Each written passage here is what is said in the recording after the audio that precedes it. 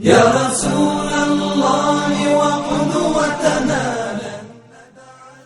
از انس خداوند از او راضی باد روایت است که پیامبر صلی الله علیه و سلم فرمودند: قسم به ذاتی که جانم در دست اوست، کسی از شمایان تا آن وقت ایمان نخواهد داشت که من در نزدش از پدر و فرزندش و همه مردمان محبوب تر باشم.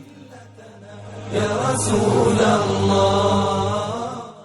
بله برادران عزیزم، ما باید پیامبر خود را از پدر و مادر، فرزندان و خویش و تباران دیده بیشتر دوست بداریم، چون آن شد سبب هدایت ما بر اسلام و سبب هدایت پدر و مادر و فرزندان و خویش و تباران ما.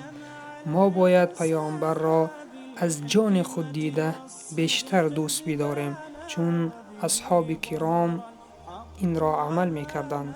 آنها جانهای خود را برای پیامبر فدا می کردند.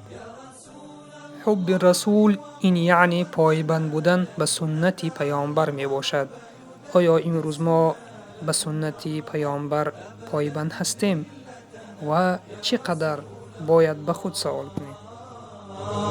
لا ندري كيف تجرأتم وتماديتم بعداوتنا، لا ندري كيف تقربتم لرسول الله.